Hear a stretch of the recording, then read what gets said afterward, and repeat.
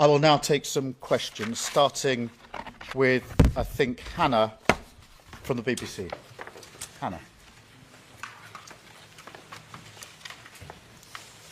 Thank you, Prime Minister. You've said now is the time for concrete commitments. Can you give an example of a concrete commitment that has been made this morning? How many countries have indicated they might put troops on the ground, for example? And a second, if I may, you're doing all of this work on what a peacekeeping force might look like.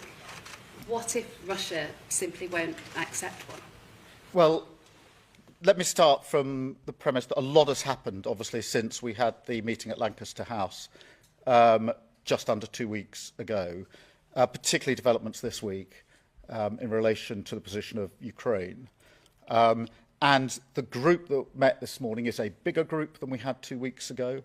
There is a stronger collective resolve, and new commitments were put on the table this morning, both in relation to the coalition of the willing in terms of defending the deal, also in relation to the wider point, which is the collective defence and security of Europe. So more commitments on the table this morning, and an agreement that we now move to the operational phase, which is why the talks on Thursday, the military talks, will become the next focal point.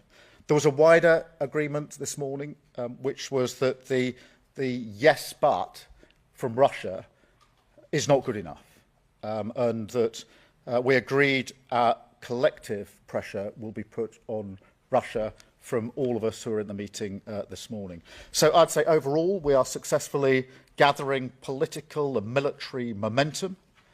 I think more widely there was an appreciation this morning that a wider argument that I've been making that goes beyond just the question of Ukraine is that Europe needs to step up in its own defence and security. And so we moved forward on that front today because some of the commitments that were made were beyond simply the coalition of the willing in relation to making sure that we can defend any deal in Ukraine if one is reached, but also a step up for the collective defence and security of Europe, which is a really important part of the argument I've been making about the era that we're now in.